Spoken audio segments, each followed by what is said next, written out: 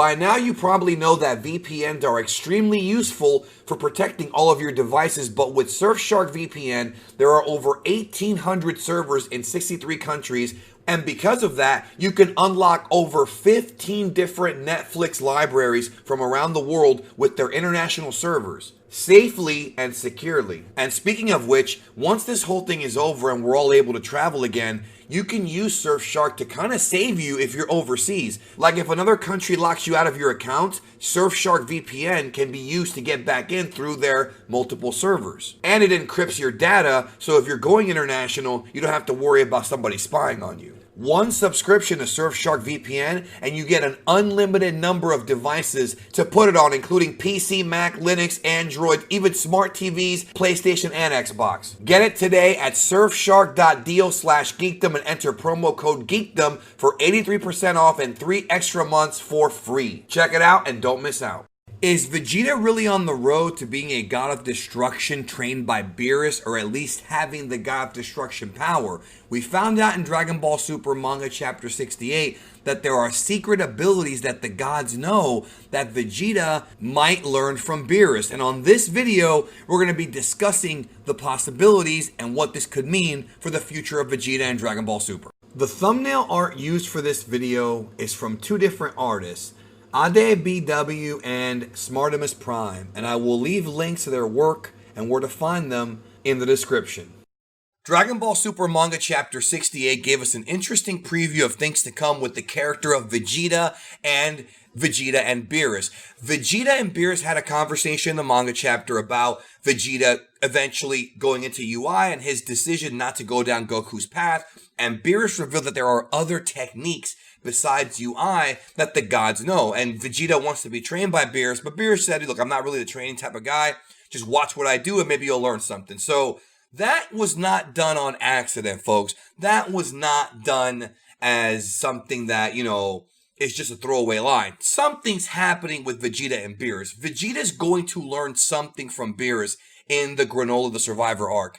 And I want to talk about it here on this video. And joining me, a very, very special guest. It's been a couple years since we've had him on the channel. The last time this guy was on the channel, it was a week before the debut of AEW Dynamite. And he was going to be headlining, opening the show, but also headlining it with Cody Rhodes. And now it's been a year and a half.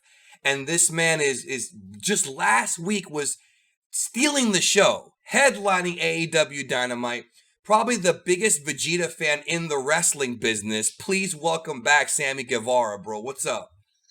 What is up? Oh my gosh, man. Long time no talk, even though we do talk on the regular. But, on the open air talking. It's been a while, man. It's great to be back.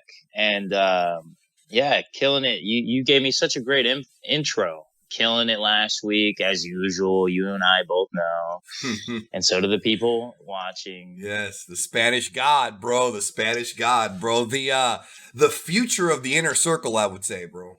Hell, the future of the inner circle, professional wrestling, anything I put my mind to, YouTube, vlogs. I got the YouTube plaque now, man. I'm coming for you, all right? Hey. You still got more subs than me, but I'm coming for you. No, listen, nothing would make me happier is if you got to that golden play button, bro. You got to get some gold, whether it be on YouTube or in the business, bro. But that's coming no matter what. That's what I'm saying, dude. You and I, we're on the same mindset right now. Yes, bro. Look, you're a fellow Cuban, bro. Anytime a Cuban can make it, puts a smile on my face, Hell yeah. And you said last week about headlining Dynamite. Someone put up some kind of statistic, and I don't know if this is still the thing, but it was like, who's wrestled in the most main events of Dynamite? I think the first one was Kenny, and then it was Jericho, and then it was me. There you go. You're surprised. I was like, oh, wow, I wrestled in that many, and last week was another one. It puts a smile on my face, bro. You're right there, man. You're right there. Dude, 2021's going to be great. It's good that you're still healthy and, you're injury free. That's a beautiful thing, It is. But hey, dude, my back does hurt from last week a lot. Right. It hurts because I was carrying the show, dude. That's what I'm saying. Every Dark Dynamite pay-per-view, every show I'm on. Right. Well, no argument there. Now, a lot of folks say Vegeta carries Dragon Ball, and honestly, from Dragon Ball Z and on, he does have the most interesting character arc, I would say. Him and Gohan, but I think Vegeta surpassed Gohan as far as interesting characters go. And he's your favorite. So, first of all, what do you think about this idea of him training with Beerus? I think Goku training with Whis, Vegeta training with Beerus, bro. If you remember, they teased all the way back in the Resurrection F TV version that Whis wanted Vegeta to be a god of destruction. And Vegeta said no, because he doesn't want to leave his wife and kid and all that. And he doesn't really care about being a god of destruction. But now, could this guy be tapping into Beerus's powers and abilities? Not necessarily like his level, but, getting access to the Hakai or, for example, Beerus's like energy manipulation techniques. The dude's got a lot of techniques up his sleeve, Beerus does. So what do you think about this, bro, as a Vegeta fan? Man, I think it's great as long as we get Vegeta some stuff that Goku cannot have. That's all I want. Goku gets everything. He's the guy they push down our throats. Vegeta, though, he needs to get his shine. We said this the last time we were on. Right. He never gets his shine. So maybe this will be his moment. So what do you think about Vegeta getting Force Spirit Fission in the last arc? He got he created that sort of artificial reverse spirit bomb, which I thought was pretty badass. And then Oob, of course, helped out with it. And that whole thing happened. So I wanted to ask you, I think that's a step in the right direction. Vegeta knows how to teleport now. He knows the instant transmission, instantaneous movement, and he knows Force Spirit Fission. So I think, even if Vegeta does not reach the level of Goku and Ultra Instinct as far as power goes, I feel like Vegeta learning other techniques, whether they be from the Yard Rats or from Beerus, is going to make him maybe not as strong, but a more dangerous fighter. Because let me tell you something, bro. This guy knows Force Spirit Fission. He can literally punch you and take your energy out of you. No, yeah, I know this, but what I'm saying is I would be okay if he doesn't get Ultra Instinct, as long as he gets something that's like just as badass. Like, I don't know what we would call it, but and it would be cool if they kind of incorporated like Super Saiyan 4, but turn that into some kind of like God key thing, like some kind of different transformation. Right. I think that'd be sick. Well, one of the things I've seen lately in the fandom is people have been talking about this Super Saiyan Purple. Now, the reason why they're saying purple is because they're part of the Dark Order. That's what it is. That'd be awesome. Recruited the Saiyans. Okay. Bro, that would be awesome, but the Inner Circle's still better, right?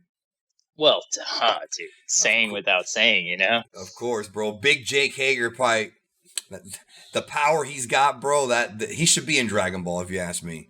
So, dude, we were in the ring the other day, 2 weeks ago, and we were waiting for them to pass us the mics because we were on the commercial. And someone said, I'll fight you. And he's like, you don't want to fight me. And I was like, I'll fight you. And he just starts laughing. And then we get to the back, and I was like, hey, I said I'd fight you. He's like, yeah. I'm like, yeah, that was a work, man. Please don't kill me. He's a fucking huge guy. Yeah, he's a good fighter. Yeah, undefeated. Yes. He belongs in Dragon Ball, bro. So okay. So the Super Saiyan Purple thing's because Beerus is purple, and then people think that if Vegeta learns how to do Beerus stuff, he'll turn purple. I mean, honestly, we've seen every other hair color except for orange and purple. So I'm like, whatever. Like, if you're gonna do it, do it. Yeah, let's get all the colors of the rainbow. Let's go. But also, bro, I feel like that comes off like such fan fiction. Like, that comes off like one of them, remember those fake pictures of Super Saiyan 12 that were on the internet 15, 20 years ago, bro? Yeah, and the hair was just crazy. Yeah, it was red and yellow, purple. It just comes off like that, bro. I think if they're gonna visually represent this with being purple, there has to be some kind of nice aura or something that makes it different. Maybe blue and purple. I don't know, bro. I just feel like... So what do you think about something like that, bro? I don't know how I feel about that. I would love it, especially if it was something unique, a unique design. Because some of the other designs, well, basically a lot of them, Super Saiyan God was with the red hair, but it looked just like base form, but a little bit skinnier. Then right. Ultra Instincts with the silver hair. So if we got something that looks like it's a completely different transformation, I think that'd be really sick. And come on, I feel like they're doing it all for the toys and everything else. It's a business.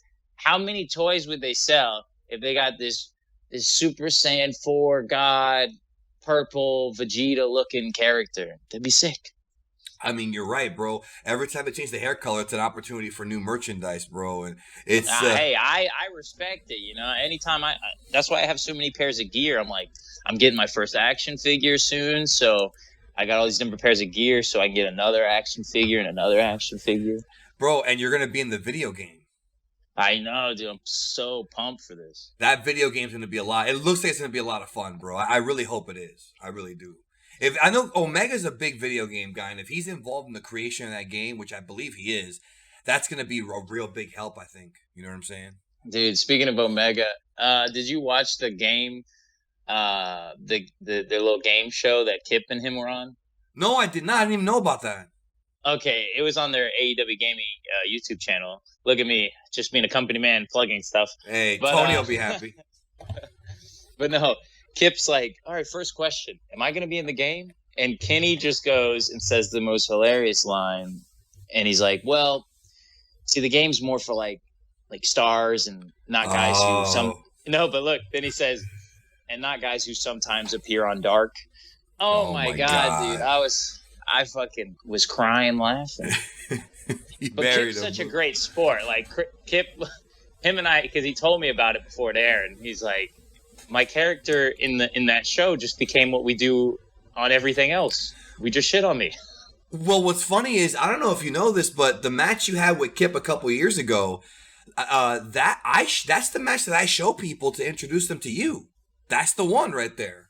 It was great. I appreciate it. Some people, I'm happy to hear that. Some people have like they either really like that match or they really hate that match. I thought for what it was and where we were placed on the card, I thought we did our job. No, it was a showcase match, bro. Because it was like your first time, I think, in front of yeah. You had to do what you had to do to stick out. You know what I mean? And it's like that show. It's both of our debuts. You know, everybody's really there to see the Kenny versus Jericho, the Cody versus Dustin, the Young Bucks. Like, they're here to see these other guys, you know, and so we just got to go out there and hit our fucking best moves and then get out of there, you know?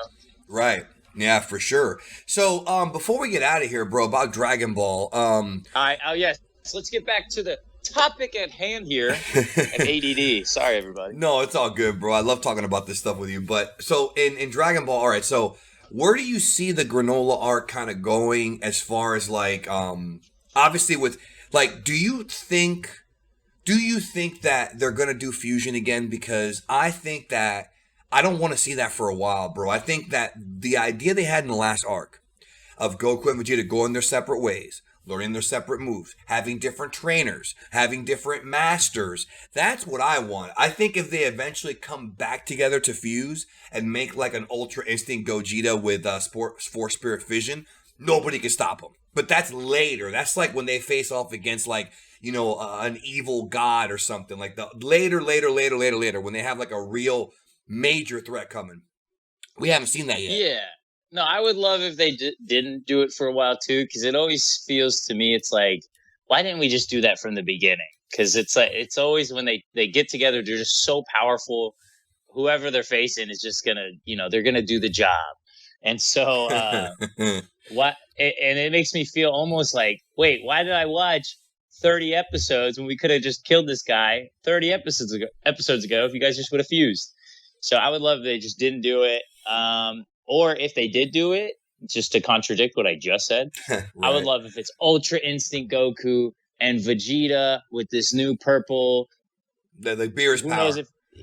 Who knows if that's even going to happen? But in this, let's just say it does. And then they just fuse into this. And then the whole universe just explodes, probably. Bro, the multiverse is going to shake, bro. Can you imagine? This would be so awesome, especially in the anime if they get the right animators. This new Gogeta or Vegito powers up and they can feel it, like Jiren can feel it, even if he's in another universe. Or like, you know, the robots from universe 3 or 4 or whatever. 3, I think it was. They can feel the whole thing. Can you imagine if like it rumbles like everything, bro? Oh, it'd have to. Like all the other universes, universe 9, 6, whatever it was. All of them, yeah. You know. Yeah, they all break is what happens. Yeah, right. Actually, the multiverse of Matt Hardy's YouTube channel comes out, and he's like, "Wait," and pauses everything. Bro, don't even get me started on you and Matt Hardy because, man, you guys. Keep him away from me, dude. Keep him away from me. I'm glad y'all are okay, bro. Damn, man, y'all. I'm not, dude. My head still hurts. Oh my goodness, that was. But you know what? That when you went to his compound, I loved it. I mean, I loved it. I didn't think, bro. I didn't think they could top the last time they did that, and y'all topped it. Honestly, you know, I appreciate that. A lot of people were saying that was their favorite one, and some people weren't too happy. We continued the feud after the incident all out, but it's like, and that's hats off to Matt. You know, Matt Hardy. He definitely could have just said, "Screw this," whatever. For whatever reason, things just aren't clicking with us, or whatever. Weird things keep happening. But no, he's like, no, we need to end this the right way, and then we did. You know, you can't end the rivalry the way it happened, right? And then we got to have a good blow off at his compound.